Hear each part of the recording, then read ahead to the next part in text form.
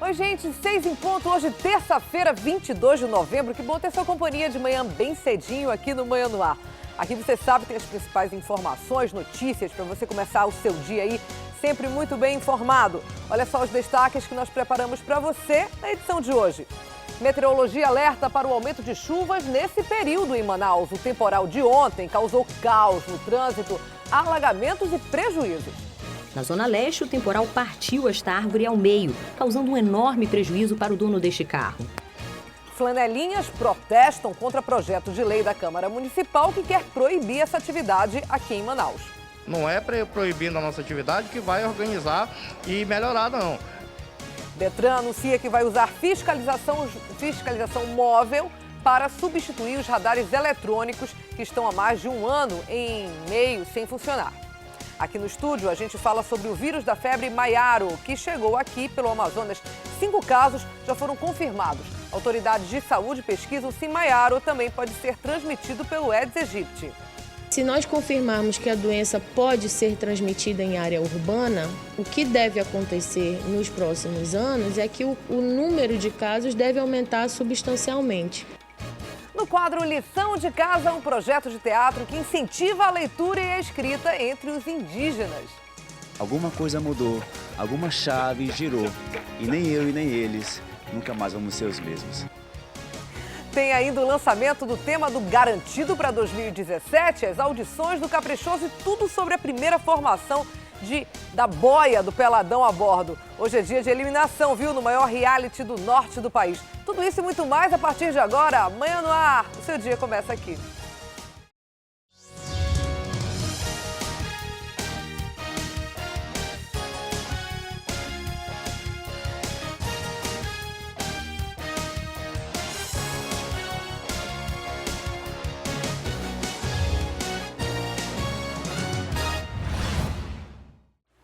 São 6 horas e 4 minutos, estamos ao vivo como todas as manhãs. Você pode participar do Manhã no Ar com a gente, mandando para cá sugestão de reportagem, denúncia flagrante. A gente acha muito importante, viu, essa interação entre você que está aí em casa se arrumando para ir para o trabalho, levar o filho na escola, e a gente que está aqui passando as notícias mais atualizadas para você. Olha só, o nosso WhatsApp é 992258767. Você também pode entrar na nossa página do Facebook, essa que aparece no telão bem atrás de mim, e interagir com a gente por lá também. Vai lá que a gente adora.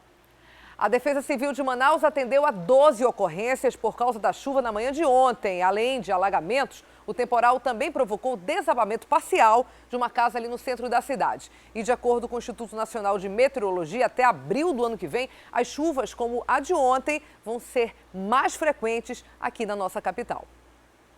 A zona sul de Manaus foi a mais atingida pela força das águas. No centro da cidade, parte desta casa cedeu e a família precisou desocupar o local às pressas. 5 residências, a maioria às margens de garapés, foram vistoriadas pela Defesa Civil e apresentaram risco de desabamento. Na Zona Leste, o temporal partiu esta árvore ao meio, causando um enorme prejuízo para o dono deste carro. Ele conta que tentou cortar os galhos antes do acidente, mas não teve autorização dos órgãos ambientais. Por sorte, era cedo quando começou a chover no Zumbi e ninguém se feriu. Era umas 5h30, mais ou menos, 5 horas, 5h30, na hora que o vento bateu. Fez muito barulho? Assustou? Assustou mesmo, porque as vizinhanças todinho correu para ver como é que estava, pensava que estava quebrando outra coisa, pensou que tinha acontecido até um acidente aqui na rua. E agora o seu prejuízo? Agora tem que ficar, resolver ajeitar ela, levar para o ferro velho o carro, né? Caíram sobre a cidade 118 milímetros de água, mais do dobro do volume registrado durante todo o mês de novembro até então. Este meteorologista explica que estamos num período de transição do verão para a época mais chuvosa e que essas chuvas devem ser cada vez mais frequentes. Os meses de outubro até meados de abril vai ser mais comum termos dias chuvosos, né, aqui na região onde engloba Manaus. E o motorista do carro que atropelou 4 pessoas da mesma família no domingo foi apresentado ontem no 1º Distrito Integrado de Polícia. O nome dele é Fabrício Gonçalves Torres, não tinha permissão para dirigir. Ele assumiu que bebeu durante o dia, perdeu o controle do veículo depois de ser atingido por trás por um outro carro. Thea Morel traz as informações para a gente. Na esquina das ruas Maués e Manicoré, Fabrício Gonçalves Torres perdeu o controle do carro que dirigia quando voltava para casa. O carro se chocou contra esta parede e atingiu 4 pessoas. Uma mulher, identificada como Zilda Amorim de Oliveira, morreu mesmo depois de receber cuidados do serviço de urgência. O marido dela, o cunhado e a cunhada foram levados para o hospital. O motorista chegou a ser agredido por testemunhas que viram o acidente. Ele foi preso em flagrante. Na delegacia, reconheceu que estava bebendo desde cedo, mas contou que a culpa foi de outro veículo que bateu atrás do carro dele. Eu vinha sentido indo para o Boulevard. Quando eu fui ultrapassar o outro carro na Montana, o carro bateu na traseira do meu carro. Felizmente eu perdi o controle. Peço mil desculpas às vítimas, ele faleceu. E eu perdi o controle, o carro rodou o carro dentro do mercado, por cima da calçada. Esse daqui é o carro que estava sendo conduzido pelo Fabrício. A gente observa que ele ficou bastante danificado, principalmente aqui, ó, do lado do motorista. Existem batidas em todo o carro e é um pouco difícil verificar se a versão do motorista é correta, de que ele foi atingido na traseira por outro veículo, porque essa parte aqui de trás foi completamente arrancada. Independente da versão do Fabrício, a delegada explicou que o fato dele não ter carteira de motorista e ainda estar dirigindo embriagado é um agravante para o crime que ele cometeu. A delegada responsável pelo caso explicou que o bafômetro indicou uma concentração de 0,89 miligramas por litro, mais do que o dobro do permitido. O Fabrício, ele foi autuado em flagrante por embriaguez ao volante e homicídio culposo no trânsito. Nós vamos saber se o procedimento vai ser convertido em preventiva ou ele vai responder em liberdade. Ontem foi dia de protesto na Câmara Municipal. Guardadores de carros, os flanelinhas, se reuniram na frente do prédio pedindo pela não aprovação de um projeto de lei que quer proibir a atividade aqui na nossa capital. Vamos ver como é que foi. Na frente da Câmara e dentro do Parlamento, o pedido dos flanelinhas era para a atividade não ser extinta. Segundo o presidente de uma das entidades que reúne os trabalhadores do setor, se a proposta do vereador Ednailson Rosenha for aprovada, mais de 823 pais de família perderão o emprego. Nós somos guardadores e lavadores de veículos, do qual a lei é para a gente. Não é proibindo a nossa atividade que vai organizar e melhorar, não. Com a falta de desemprego que está tendo tão grande na nossa cidade, não é por aí o caminho. Eu acredito que seria o quê? Uma fiscalização da prefeitura, chamar as categorias para conversar. E é justamente pelo impacto econômico que essa medida poderá causar que o líder do Executivo na Câmara propõe que o assunto seja discutido em uma audiência pública antes de uma decisão definitiva dos vereadores. É uma questão social que deve ser discutida e a gente vai discutir a exaustão aqui dentro da Câmara. O projeto já passou pela Comissão de Constituição e Justiça, porém, o parecer precisa ser analisado ainda no plenário da Câmara Municipal. E se for aprovado, o projeto volta aos vereadores para aí sim aprovar ou não a lei. Se aprovada, ela ainda vai para a mão do prefeito, que pode sancioná-la ou revogá-la. E a Câmara Municipal de Manaus está prestes a entrar no recesso de final de ano. E o vereador que propôs a extinção da profissão dos flanelinhas e guardadores de carros da cidade de Manaus não foi reeleito. E o projeto corre o risco de ser engavetado. A sociedade aprova e eu acho que quando a sociedade aprova, o plenário tende a aprovar. A sociedade não tolera mais a coação, a extorsão, o vilipêndio, né? E a gente vai lutar para que coloque em votação e que possa ser promulgado e publicado no Diário Oficial ainda esse ano. O Banco do Brasil anunciou algumas mudanças que fazem parte aí do pacote de redução de custos do banco. E por conta disso, 3 agências aqui de Manaus serão fechadas e outras 3 vão virar postos de atendimento ao longo de 2017. As mudanças anunciadas pelo banco também incluem a ampliação do atendimento online. A repórter Tamiris Claire tem mais informações sobre esse assunto para a gente. Entre as agências que vão ser fechadas no ano que vem está essa daqui, que fica no bairro Praça 14, na zona sul de Manaus. Além dessa, também vão ser fechadas as do bairro São José, que fica ali na zona leste da cidade, e do Manaus Plaza Shopping, na Avenida Djalma Batista. Já as agências do Manauara Shopping, da Avenida André Araújo e Torquato Tapajós vão virar postos de atendimento, que, segundo o Banco do Brasil, vão oferecer os mesmos tipos de serviço que uma agência, mas com uma estrutura diferente. O Banco do Brasil disse que vai entrar em contato com todos os clientes por meio de telefones, SMS e correspondência. Mas os clientes podem entrar em contato com o banco por meio dos números 0800 729 5282 para pessoas físicas e 0800 729 521 para empresas. Também está sendo disponibilizada uma página na internet para tirar todas as dúvidas em relação a essas mudanças. É o www.bb.com.br/novo atendimento. Ainda de acordo com o Banco do Brasil, a mudança de agências dos clientes vai ser feita de forma automática. E os clientes também podem continuar usando os cartões e as senhas que já tinham para realizar transações, mesmo que o número da agência mude. As informações da Claire para quem é aí correntista do Banco do Brasil, né? Fim de ano chegando, as pessoas aproveitam a época para renovar o guarda-roupa e garantir aquela produção para as confraternizações de dezembro. Para muita gente não são poucas não, viu? Com o Black Friday chegando ao fim dessa semana, muita gente se pergunta se é melhor mesmo comprar agora, se é melhor esperar liquidações nas lojas lá em janeiro, precisa entrar o ano de roupa nova ou não, enfim. A repórter Júlia Magalhães conversou com uma especialista e a gente confere agora as respostas que a Julinha fez para ela. Vamos ver. Descontos que podem chegar a até 70% em vários segmentos. Mas e para roupa? Será mesmo que a tradicional Black Friday compensa? A verdade é que o segredo é sempre pesquisar. O que o consumidor ele deve analisar é se realmente aquela mercadoria está sendo comercializada com o desconto que está sendo anunciado. Ou seja, digamos que, por exemplo, uma calça jeans que custe R$300, você veja a calça por R$99. Interessante, você sabe que por menos disso vai ser bem difícil encontrar. Então, realmente, o desconto está sendo concedido. Então, tem que se analisar produto a produto, promoção a promoção. E com o fim de ano se aproximando, aumenta também a vontade de começar o ano com um guarda-roupa recheado de coisinhas novas. Ainda mais quando chega o 13º. Mas é preciso tomar cuidado para esse dinheiro não se transformar em dívida. Muitas vezes esperar janeiro compensa, mas é preciso ficar atento ao segmento. Geralmente festas acontecem no mês de dezembro como um todo. Então janeiro talvez seja uma época pós-festa que de repente seja interessante você estar fazendo a compra daquilo ali.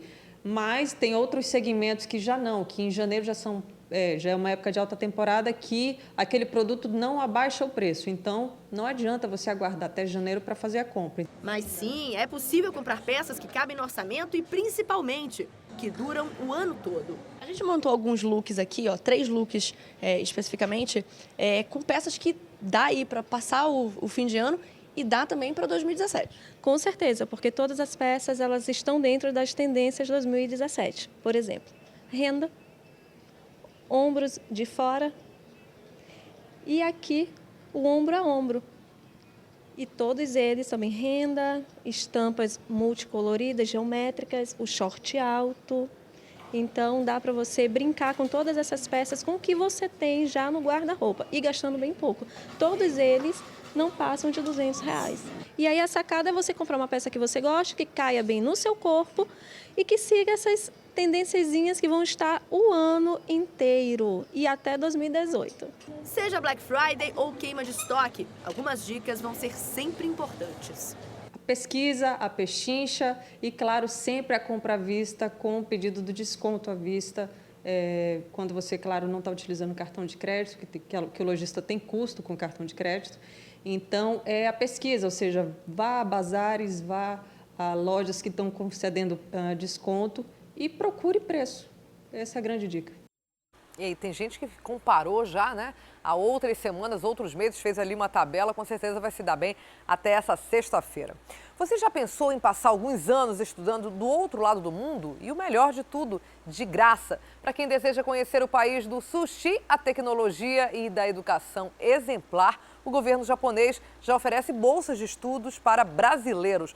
Vamos ver como participa desse processo seletivo para viver lá na Terra do Sol Nascente. O jogo de RPG para crianças é um dos frutos da temporada de estudos no Japão. Este design cursou o doutorado em terras orientais, sem gastar um centavo, graças à bolsa de estudos oferecida pelo governo japonês. porque as pessoas pensam que é impossível, que é um sonho inalcançável, mas na verdade não é. Se você tiver foco, você consegue chegar lá. É bem mais fácil do que as pessoas pensam. Agora chegando lá... Exato, chegando lá é bem mais difícil, porque tem a questão do idioma, né? É uma cultura completamente diferente. As metodologias de estudo, né? O estudo lá é muito puxado, né? Todos os anos, o consulado japonês oferece 3 bolsas de estudo para quem mora no Amazonas. Uma para finalistas do ensino médio e outras 2 para universitários formandos. Segundo o vice-cônsul do Japão no Amazonas, o objetivo é que, ao voltarem para o Brasil, os bolsistas sejam propagadores, tanto de tecnologias para ajudar no desenvolvimento do Estado, quanto da cultura oriental. O objetivo do governo japonês para oferecer essas bolsas de estudo é, primeiro, os bolsistas vão para o Japão nas melhores universidades e eles aprendem essas tecnologias e trazem de volta para seu país. Outro objetivo é eles vão lá e aprendem a cultura japonesa e quando voltam são embaixadores da cultura japonesa para difundir essa cultura nos seus países. Os candidatos às bolsas precisam ter no máximo 21 anos para quem quiser cursar a faculdade no Japão, ou 34 para formados em busca de projetos de pesquisa. Primeiro, eles passam por uma seleção de documentos, onde são avaliadas principalmente as notas do ensino médio ou da faculdade. Depois, eles fazem uma prova de gramática em inglês. Os finalistas do ensino médio também fazem uma espécie de vestibular em japonês. As provas não são fáceis, mas quem é aprovado ganha passagem de ida e volta, acesso gratuito às melhores instituições de ensino japonesas e R$ 3.500 mensais para ajudar nas despesas. O professor, que foi bolsista, agora tem um monte de alunos com vontade de trilhar os mesmos passos. Fernanda nem se importa com as dificuldades do idioma. Eu acho fácil, eu já estudo coreano e tem uma certa similaridade, então eu gostaria bastante de também aprender o japonês. Bacana, né? Um novo processo deve abrir em maio do ano que vem. A dica é ficar logo, lógico, ligado aí no site do consulado. Se você quer saber mais sobre esse processo coletivo, continue nos acompanhando pelo Acrítica Play na internet. Você confere uma entrevista exclusiva que o repórter José Augusto fez com o representante do Consulado Geral do Japão aqui em Manaus sobre esse e outros assuntos também. Agora vamos lá para o estúdio da rádio Acrítica FM conversar com Adeilson Albuquerque e com Adriane Diniz. Eles estão ao vivo lá no 93.1 e agora conversam com a gente aqui no Manhã do Ar. Olá, gente, bom dia, tudo bem? Bom dia, tudo certo. Olha, boa notícia aí para os usuários do transporte coletivo, né?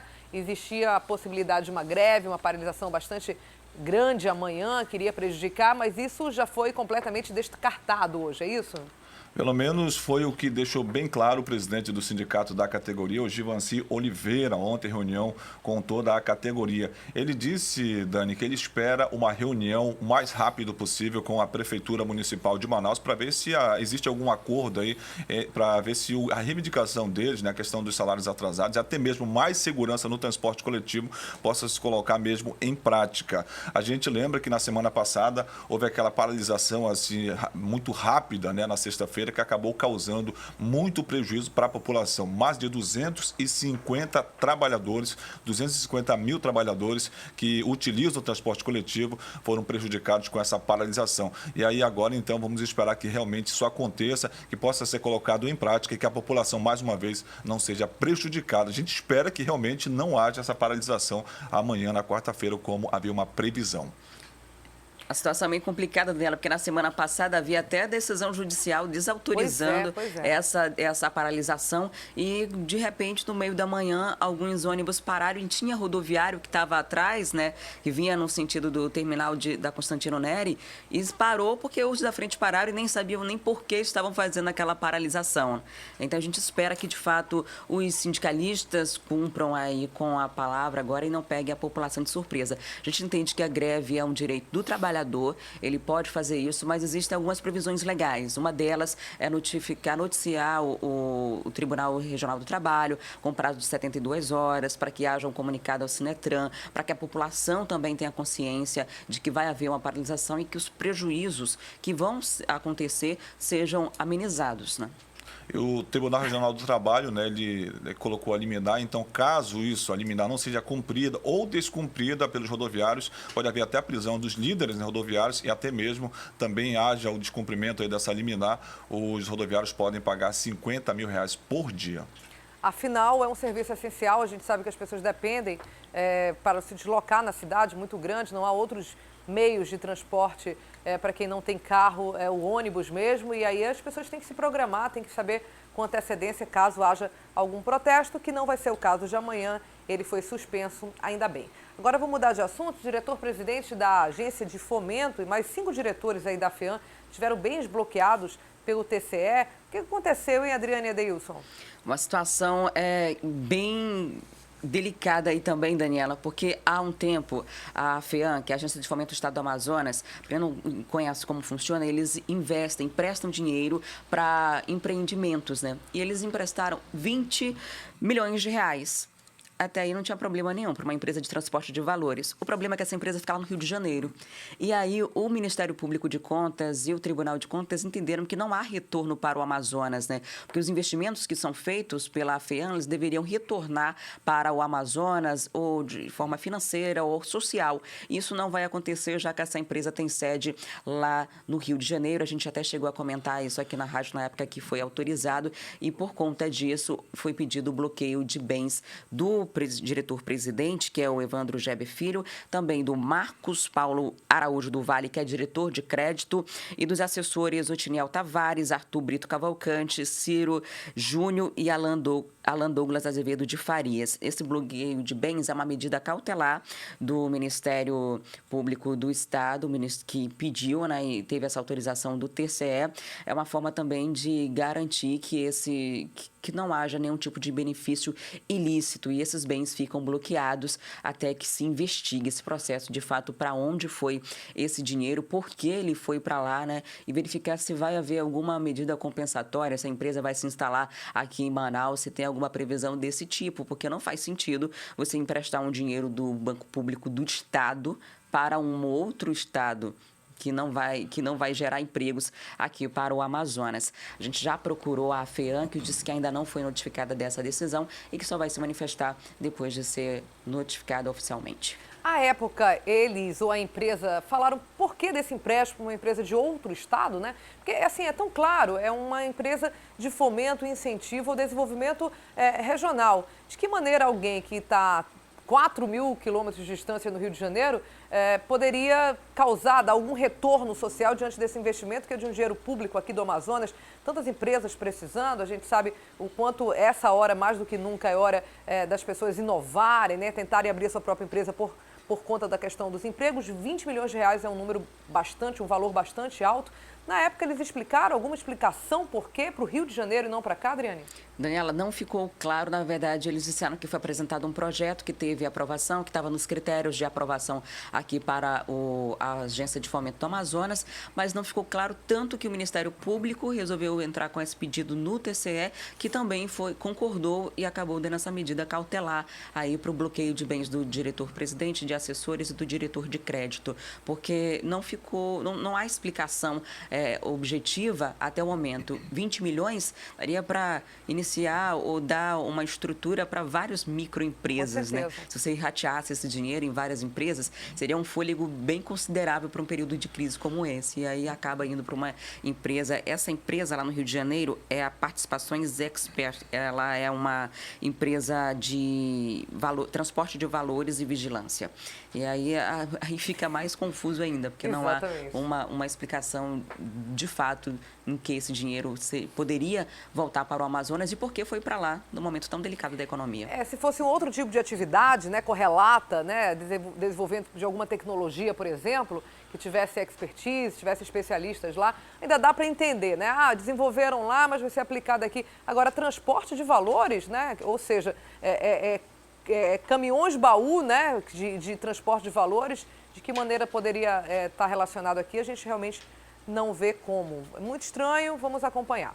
Agora vamos mudar de assunto também. 9 em cada 10 segurados do auxílio-doença que passaram por perícia do INSS em Manaus tiveram benefício cancelado por irregularidades. Que número altíssimo, né? 9 de cada 10, é isso mesmo, gente?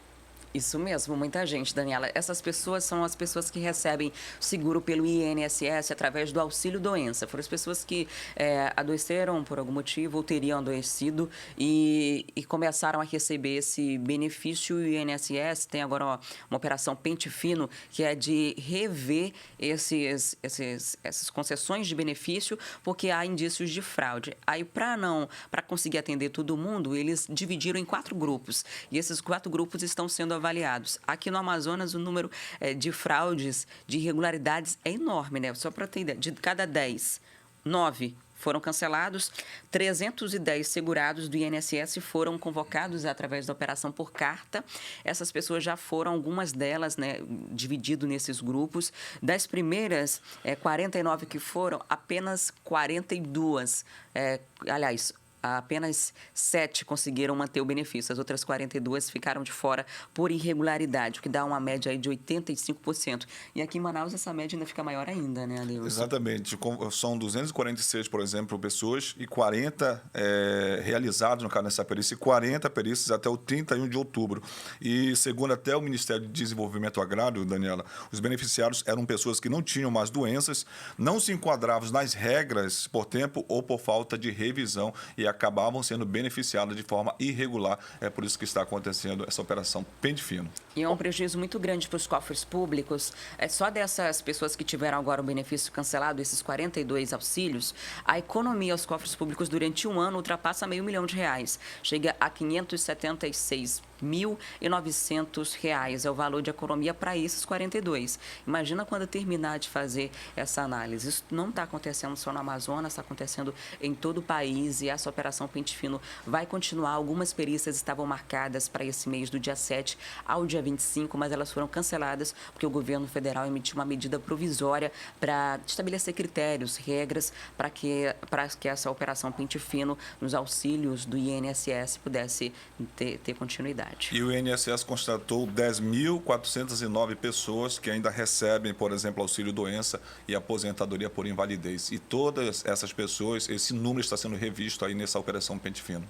Que aí são espertinhos, né? Pessoas que já estavam boas, já em determinado momento realmente ficaram doentes, mas já estavam boas, mas não avisaram isso e continuaram recebendo. Um absurdo também, uma questão de cidadania, por isso que o INSS está do jeito que está, por isso que tem que ser feito tantos cortes, né?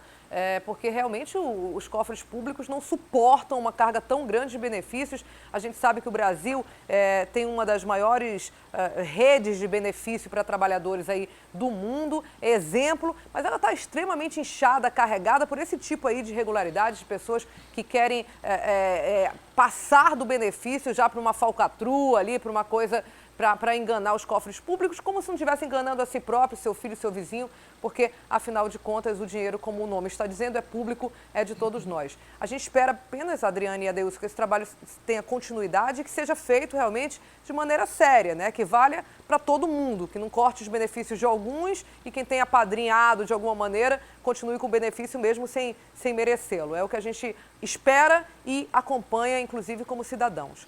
Muito obrigada, Adriane e Adeilson. A gente volta daqui a pouco com mais informações com vocês. Até mais. Até mais. E nessa madrugada, 4 homens foram presos tentando explodir um caixa eletrônico ali no bairro São Jorge Teixeira. Sobre esse assunto, eu falo ao vivo agora com o Márcio Azevedo. Não é isso, Márcio? Bom dia. Os homens estavam com explosivos, é isso mesmo? Em outros lugares do país, essa cena já é relativamente comum, mas aqui em Manaus ainda é notícia, né? Era muito explosivo. Como é que foi a situação, Márcio? Bom dia. Oi, Dani, muito bom dia. Olha, aqui em Manaus, na verdade, não é tão comum porque os assaltos a caixas eletrônicos é algo que não acontece sempre. Mas a polícia tem pego, sim, alguns explosivos quando eles prendem as quadrilhas, né, que atuam nesse tipo de crime.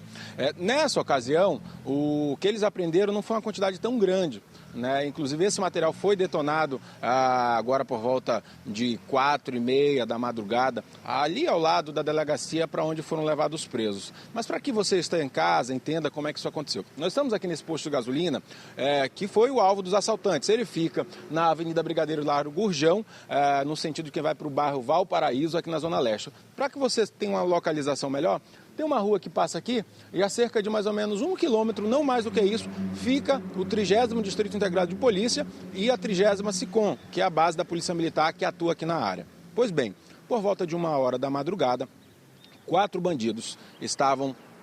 Na verdade, eles passaram 1, 2... Lá pela 3ª vez, os frentistas que estavam trabalhando na hora aqui no posto desconfiaram. Viram que o carro estava passando muito. E aí saíram de lá e vieram se esconder aqui nessa área da loja de conveniência, né? E ficaram observando. O Fiorino veio, estacionou aqui, né? Segundo o relato dos frentistas que conversaram com a gente agora há pouco, estacionou aqui.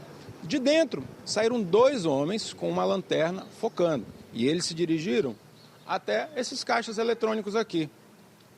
Lá de cima, os frentistas ouviram o barulho deles batendo e aí tiveram certeza que eles queriam levar os caixas eletrônicos. Foi aí que eles ligaram para o telefone da 30ª SICOM e informaram: olha, tem bandido assaltando aqui o posto tentando arrombar o caixa.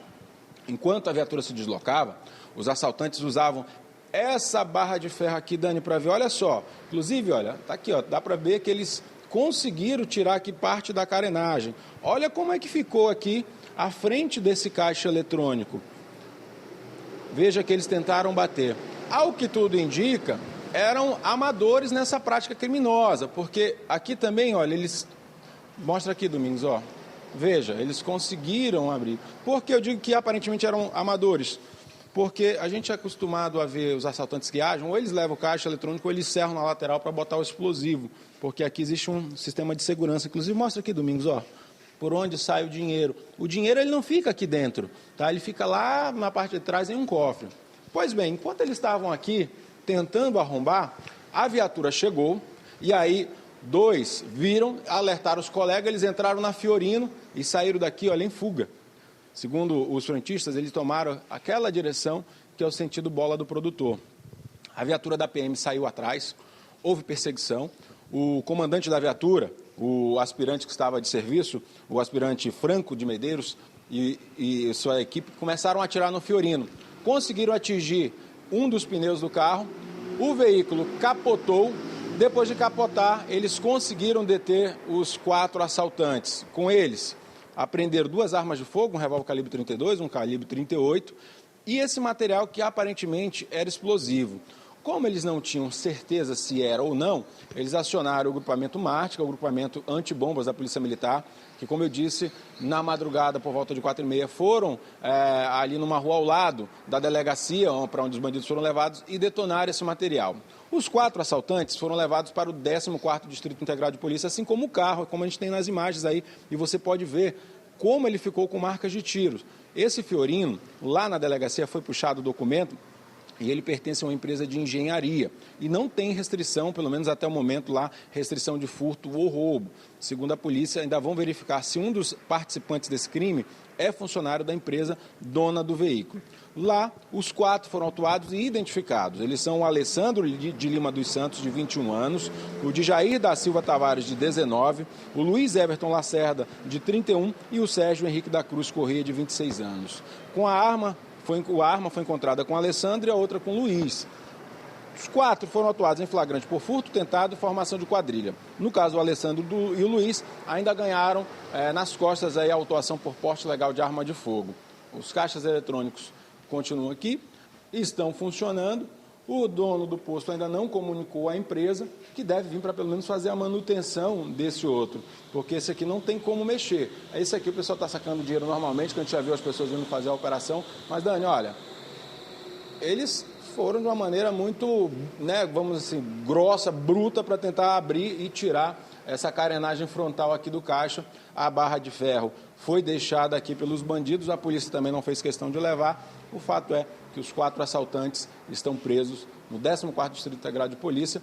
Há a previsão de que mais tarde o delegado titular faça a apresentação deles e aí a gente possa realmente conhecê-los. O que nos disseram inicialmente lá é que pelo menos 2 já têm passagem pela polícia, não foi informado que crime. Eles são, pelos endereços, moradores ali da área do Grande Vitória, Nova Vitória e Gilberto Mestrinho, tudo aqui na zona leste de Manaus. Então, foi um assalto frustrado, graças à expertise, à atenção dos frentistas que trabalhavam nesse posto durante a madrugada e desconfiaram daquele veículo que passava várias vezes no local e que, de fato, tratava-se de assaltantes tentando levar o dinheiro desses caixas eletrônicos aqui, Dani.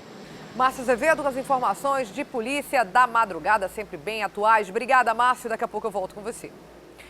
Com a família do leite, o seu dia tem sempre muito mais sabor para combinar aí com aquele cafezinho gostoso.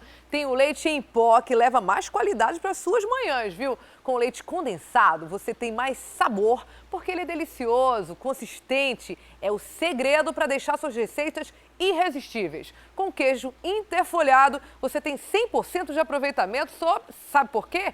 Porque as fatias já vêm ali soltinhas, separadas, não grudam uma na outra. Tudo isso numa embalagem super prática, viu? Você encontra o queijo interfolhado, prato e mussarela também. E para dar aquele toque especial à família do leite, tem o queijo ralado. Leve mais do leite para sua casa, leve mais do leite para o seu dia. Olha, a malária é uma doença bastante comum aqui na região amazônica, a gente sabe, né? Infelizmente. Só que no estado, nesse ano, quase 40 mil casos foram registrados. Para tentar diminuir ainda mais esse número e identificar áreas mais críticas, profissionais da área de saúde estão passando por um novo treinamento. Vamos saber mais detalhes na reportagem da Adriane Diniz e do Alex Gomes. O treinamento em Manaus vai durar 3 dias e reúne representantes dos 9 estados da Amazônia Legal. As secretarias de saúde e fundações de vigilância vão ganhar reforço tecnológico nas notificações da doença. A gente está apresentando uma nova versão de uma ferramenta que é o Vetores Malária, que é um sistema de informação onde são inseridos os dados de controle vetorial e entomologia voltados para a malária, que vai permitir que a gente tenha mais agilidade na inserção e no acesso desses dados e que a gente possa planejar melhor e organizar melhor as ações de controle vetorial e entomologia. O novo sistema vai ajudar a criar estratégias de combate à malária. A doença comum nas áreas de floresta e de desmatamento pode até mesmo levar à morte. Neste ano, a endemia cresceu na maior parte da Amazônia, como nos estados do Acre, Maranhão, Roraima, Tocantins e no Pará. O nosso pequeno aumento em relação aos índices de malária este ano se dá em zonas bem características, né, que é zona de garimpo e área indígena, que estão situadas em área de difícil acesso e por conta disso o trabalho fica um pouco mais comprometido, mas estamos trabalhando para que os índices possam reduzir ainda mais. Apenas Amapá, Mato Grosso, Rondônia e Amazonas tiveram queda nos números. O Amazonas foi o estado da Amazônia com maior redução nos casos de malária. A redução chega a 40%, que representa aí menos 25 mil casos da doença. Mas na contramão dessa baixa estão 2 cidades aqui do estado. Uma delas é a capital Manaus. Aqui o aumento de janeiro a outubro chega a 15%. E o caso mais preocupante é São Gabriel da Cachoeira, a região conhecida como Cabeça do Cachorro no noroeste do estado. Lá o aumento foi de 112%. Na questão da capital, nós temos aí o grande problema das invasões, né, que geralmente se iniciam de uma forma silenciosa e só depois de algum tempo, quando a malária realmente já se instalou, é que a gente tem essa informação. Né? A questão de São Gabriel da Cachoeira, ela está direcionada mais a malária de população indígena e a dificuldade realmente de se proceder um tratamento completo e às vezes até a questão do controle vetorial. Por isso, a preocupação com a doença e o reforço na rede de combate. Hoje, no Amazonas, existem 1.200 pontos de exame microscópico e tratamento gratuito pelo Sistema Único de Saúde. 5 casos da febre causada pelo vírus Maiaro foram confirmadas pela Fundação Fiocruz aqui no Amazonas. Apesar de ser desconhecida da população, as autoridades em saúde acreditam que não há motivo aí para preocupação ainda não, viu? A doença tem baixo registro e é tratada desde os anos 90 na Fundação de Medicina Tropical. Hemagogos. Esse é o mosquito transmissor do vírus Maiaro, o mesmo vetor da febre amarela. Ele costuma habitar áreas de mata fechada. Quando pica o ser humano, pode causar forte febre.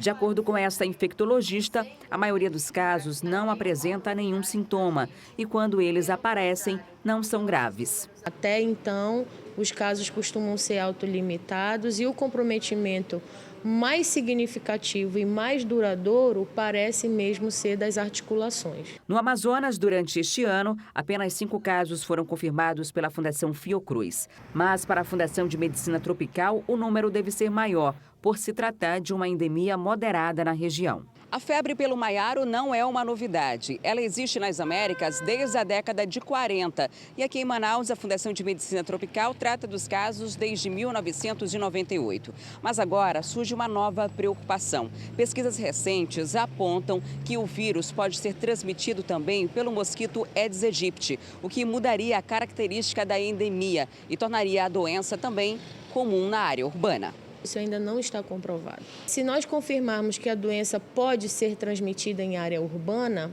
o que deve acontecer nos próximos anos é que o número de casos deve aumentar substancialmente, que a exposição dos indivíduos na área urbana é maior, né? Mas, até então, são estudos que ainda estão em fase de validação, de comprovação, para que a gente, de fato, possa afirmar que essa é uma realidade. Portanto, não há motivos para pânico. A Fundação de Medicina Tropical realiza rotineiramente exames para a doença e, até então, há 100% de cura dos casos registrados. Pois é, na última semana a Fundação Oswaldo Cruz confirmou esses 5 casos aí de febre maiaro que a gente viu na reportagem. Pois é, a febre tem os sintomas parecidos com o de febre chikungunya, também outros tipos de febres, causadores nas articulações.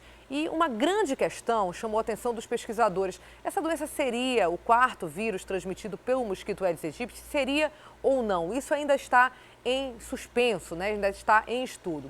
Estudos da Universidade do Mato Grosso ligam a doença com esse mosquito, mas até agora nada ficou confirmado, nada ficou comprovado. Nós trouxemos aqui hoje no estúdio do Manhã no Ar o Sérgio Bessa Luz, que ele é pesquisador e diretor da Fiocruz da Amazônia. Ele não veio falar exatamente do maiaro, mas ele veio falar, né, Sérgio, de independente de qual doença for, é preciso que a população se mobilize no combate ao mosquito, seja ele o Aedes aegypti, que provoca tantas doenças, seja ele no caso do Anopheles darlingis, no caso da malária, que é bem diferente, tem hábitos bem diferentes, a gente sabe. E você desenvolveu uma técnica, né? Baseada em quê, Sérgio? Nos anos 90, um grupo de pesquisadores japoneses mostraram cientificamente que os mosquitos eram capazes de carregar o inseticida, usando o Aedes aegypti como modelo. Nós trabalhávamos aqui em Tancredo Neves, numa área, e nós replicamos esse trabalho, adaptado, é claro, às nossas realidades, e nós montamos, então, o que a gente chama da unidade dispersora de larvicida, que é esse instrumento aqui, no qual é um pano preto, e que o larvicida é aplicado em toda a sua volta, e no interior a gente coloca água. Aqui é um balde, né? Que um balde. Qualquer pessoa tem na sua casa, um baldezinho desses de criança, um balde de plástico. De plástico. Tipo esse daqui. Aí o que você fez? Você pegou um pano preto. Aí a gente coloca um pano preto. O pano preto, ele é molhado, umedecido, né? Certo. Ele é colocado em volta do balde, a gente prende com clips simples. E você, com larvicida, você pega com um pincel, com larvicida, você vai aplicando o larvicida no balde. Até ele ficar dessa cor aqui, como se ele tivesse com barro, por exemplo. Até ele ficar dessa coisa. É que está sem água aqui. Quando fica com água, ele fica com uma coloração, não fica tão claro assim, né?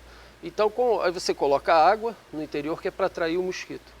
Agora, o que te faz crer que ele vai parar nesse vaso, preparado aí com larvicida, e não no vaso do lado que não tem a substância? Bom, a gente fez um estudo científico muito bem rigoroso, com desenho amostral muito rigoroso, que foi publicado numa das melhores revistas acadêmicas dessa área. Que então, é qual? A PLOS Neglect. E a gente tem um outro estudo já aprovado nessa mesma revista, na PLOS Medicine, que vai sair agora, que nos dá um respaldo do nosso experimento. A gente fez um desenho amostral em que a gente colocou isso, por exemplo, a gente colocava água num pote desse sem larvicida e a gente controlava uma área e a gente sabia exatamente quantos mosquitos, quantas larvas tinha aquela casa durante 3 anos. Esse foi o exemplo do estudo em Manaus. Era longo desse jeito? 3 anos? Foi um estudo longo. Foi um estudo longo. Então a gente tinha uma dinâmica da população, a gente sabia exatamente que a casa da Dona Maria toda semana dava 200 larvas. Então, ao longo desses anos, a gente tem uma boa média.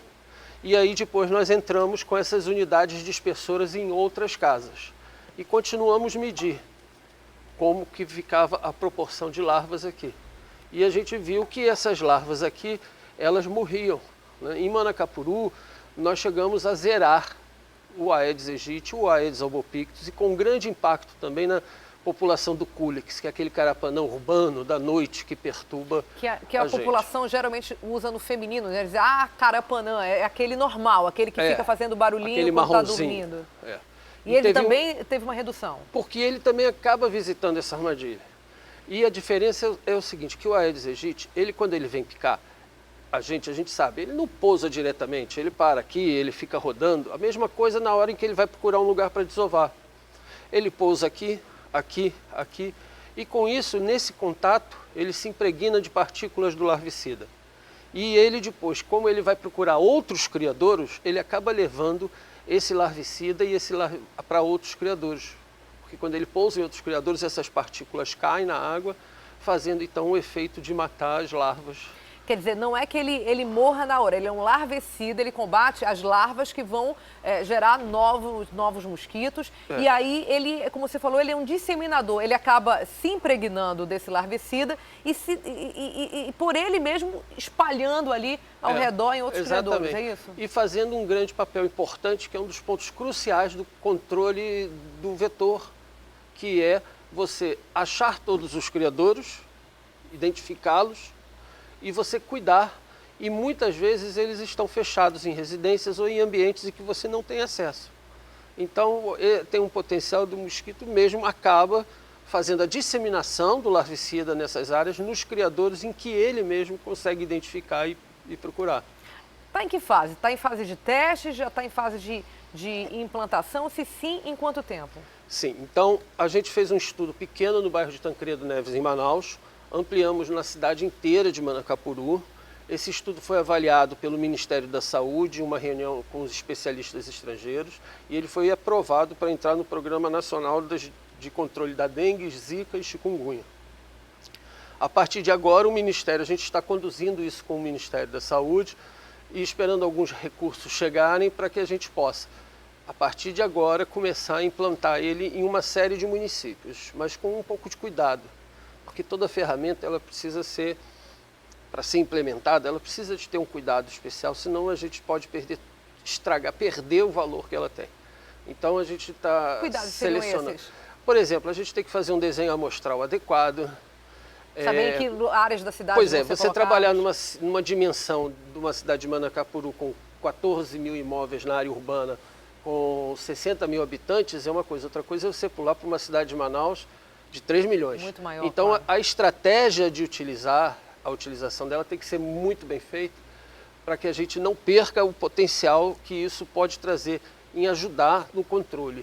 Não é que isso, como a gente fala, isso não é bala de prata, isso não é mágica, mas ela tem um grande potencial pelos nossos resultados em que ajudem muito em suprimir, baixar bem a população dos mosquitos na região. Em Manacapuru, a gente conseguiu, durante 3 meses, zerar a Aedes aegypti. Agora, deve ter muita gente preocupada com o produto, né, que está impregnado aqui nesse pano preto. Teria algum perigo para animais de estimação ou crianças, por exemplo, que vêm e colocam na boca? Que cuidados tem que ter em relação a isso? Olha, ele é um larvicida que entrou no Brasil, aprovado pela Organização Mundial de Saúde, e ele entrou aprovado justamente porque ele pode ser, inclusive, colocado em caixas de água, em tanques de abastecimento. Tá? Tanques de água que a pessoa depois vai consumir aquela água sem problema. Entendi. É claro que tudo tem que ser numa proporção certa. Claro. Né? Agora, cada armadilha dessa utiliza apenas 5 gramas de larvicida. Então, quer dizer, não é uma quantidade exagerada. 5 gramas por mês de larvicida utilizado em cada armadilha dessa é uma equação muito tranquila com relação ao custo que um instrumento desse pode ter e também com o grande benefício que ele pode causar. Agora, com relação a animais, foi criada uma polêmica de que o larvicida seria danoso para a população. Isso está comprovado nos estudos da Organização Mundial de Saúde, do Ministério da Saúde. Ele só atinge de fato um mosquito. Só atinge de fato os insetos que vão procurar esse ambiente. E os insetos que vão procurar esse ambiente, o pessoal fala, vai ter um desequilíbrio ambiental. Não vai, porque os insetos que vão procurar esse ambiente, dentro da nossa casa, embaixo do tanque, na área de serviço, não vão ser insetos do ambiente. Vai ser o Aedes aegypti, vai ser o Aedes albopictus, vai ser o Culex, vão ser os mosquitos que estão dentro do ambiente urbano, que são as piores pragas, né? Assim. Agora há pouco a gente mostrou uma reportagem, né, de mais um treinamento aí de pessoas que estão tentando combater a malária, 40 mil casos ainda no Amazonas. Quem acompanhou, como eu acompanhei desde a década de 90 essa situação, a gente sabe que é pouco, né? Chegou a ter em 99 300 mil casos no Amazonas, assim, um recorde que ninguém gostaria de ter. No caso da malária, a gente tem 40 mil, ainda é um número alto. Mas a minha pergunta para ti é o seguinte, a forma de combate ao Aedes aegypti, essa é uma das que você propõe, e ao Anopheles darlingi, que é o transmissor da malária, era muito diferente? O hábito desses dois insetos é muito diferente? Bem diferente. O Aedes aegypti e o Albopictus esculix, eles vivem dentro do ambiente urbano. O Anopheles darlingi, ele vive mais nas periferias, mais nas áreas próximas à floresta. É claro, ele é muito antropofílico, ele gosta muito do sangue humano, ele frequenta muito as residências, mas mais nas áreas da periferia da cidade, não nas áreas urbanas assim. Próximas à floresta. Próximas à floresta. Ele tem um hábito noturno, né, e de mais pela madrugada, no crepúsculo vespertino e matutino, de procurar alimentação.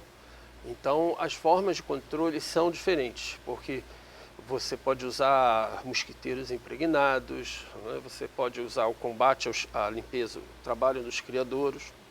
As telas, né, que muita gente usa também. Também as telas que são usadas.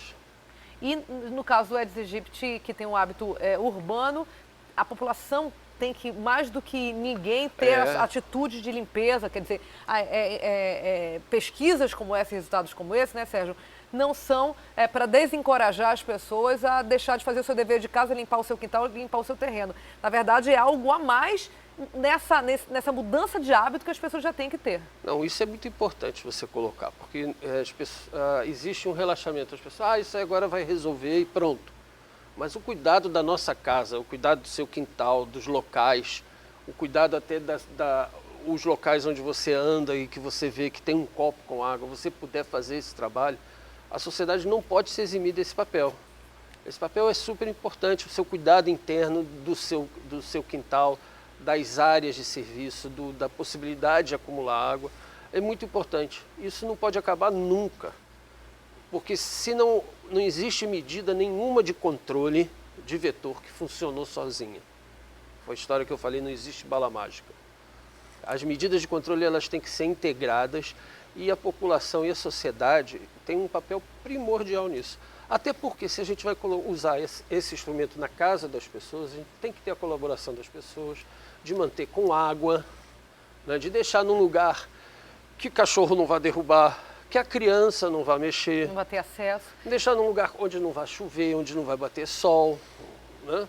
Então a gente tem que ter, de qualquer forma, um apoio muito grande da sociedade. Já tem nome, Sérgio, esse novo tipo de larvicida aí de combate ao mosquito? O larvicida que é utilizado pelo Programa Nacional é chamado piriproxfen, que é uma substância química, ele é um hormônio juvenil. Agora, o que a gente chama, a gente tem o costume natural de chamar de armadilha. Mas o que a gente está utilizando a denominação é unidade disseminadora, ou estação disseminadora de larvicida. Porque a gente pensa em armadilha, mas não, ela é uma estação disseminadora. O mosquito vem aqui. A armadilha não está sendo preso ali, né? Ele está, na verdade, se contaminando e levando para outros pontuais, criadores pontuais. É.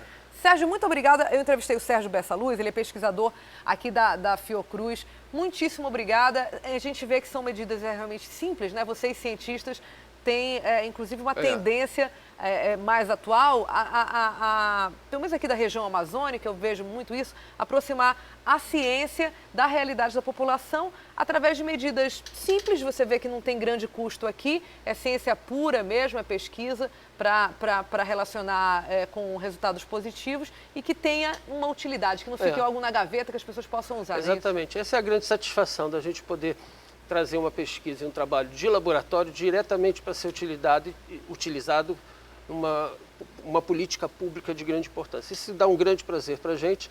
E também, se a gente pensar bem, isso aqui a gente já conhece há muitos anos. Nada mais é do que uma semelhante ao processo de polinização, em que a gente vê que as abelhas são responsáveis por carregar pólen de diversas plantas, a gente come algumas frutas e tem algumas flores na natureza graças a isso, ao processo dos insetos de levar pólen de um lado para o outro. Então a gente está utilizando esse larvicida para ver e a gente tem certeza de que isso a gente vai ter grande sucesso na implementação em outras regiões. É a observação da ciência de algo que já existe na natureza, mas aplicada nesse caso aí para o benefício do homem. Muito obrigada, Sérgio. Eu espero te entrevistar já ano que vem, quando já estiver plenamente implantado, que os recursos venham de Brasília e que passa a ser uma política pública nacional, inclusive. Muito obrigada. Vamos torcer. Obrigado. Obrigada. A gente vai para um rápido intervalo e volta daqui a pouco com mais notícias do trânsito e com o quadro Lição de Casa, que traz um projeto de teatro que incentiva a leitura e a escrita em comunidades indígenas. São 6 horas e 57 minutos, a gente volta já já.